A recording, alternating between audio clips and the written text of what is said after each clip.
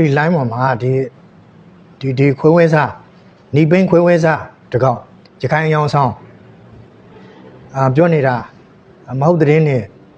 ပေါက်ကရ40ရှောက်ပြောနေတဲ့ကိစ္စဒါကိုအောက်ထင်ပြီးတော့ဒီရှမ်းလင်းဆိုတဲ့ဒီခွေးသားကလည်း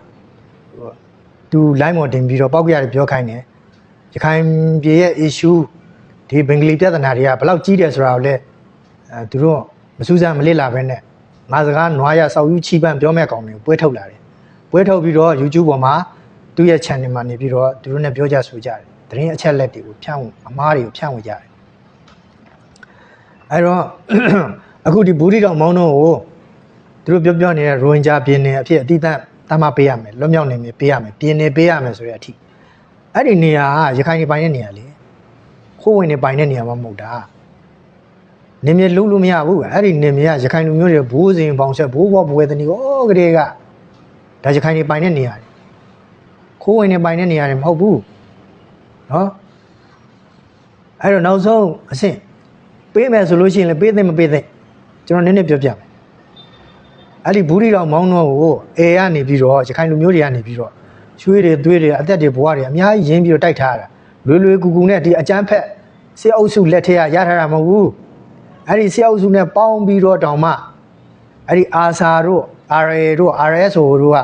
ပေါင်းပြီးတော့တိုက်တာအဲ့ဒါတွေမပြီးသေးဘူးဘင်္ဂလားဒေ့ရှ်ဖက်အရှမ်းမှာရှိတဲ့ဒုက္ခသည်တွေပါအော်နေတဲ့အကောင်တွေကအကုန်လုံးကလည်းစစ်ကောင်စီနဲ့ပေါင်းပြီးတော့စစ်ကောင်စီစီမှာစစ်တင်တန်းနဲ့တက်ပြီးတော့စစ်ကောင်စီပေးတဲ့လက်နက်ကိုယူပြီးတော့ကိုတိုက်တာအကျန်းဖက်စစ်တပ်နဲ့ပူးပေါင်းပြီးတော့အဲ့တော့အဲ့ဒီနေမြေကိုလွတ်မြောက်နေမြေအဖြစ်ပေးရမယ်လို့ပြောနေတဲ့သူတွေအကုန်လုံးကလည်းပဲအာဆာကိုထောက်ခံတဲ့လူတွေအာဆာနောက်မှာရှိနေတဲ့သူတွေအာဆာဝမ်းရံတဲ့သူတွေနော်စဉ်းစားကြည့်လေ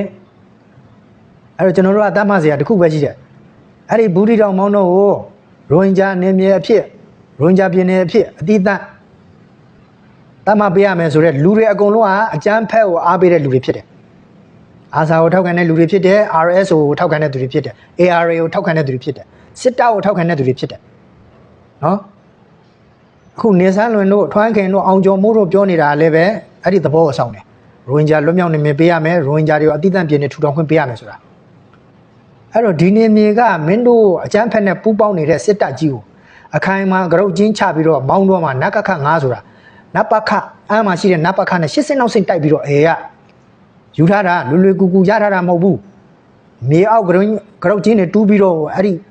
ဌာနချုပ်တွေကိုတိုက်ခဲ့ရတာအသက်တွေဘွားတွေအများကြီးစတဲ့ပြီးတော့ပေးစရာလားမင်းတို့အေးလူနေချင်းနဲ့မနေချင်းထွက်သွားတာပဲရှိတယ်နော်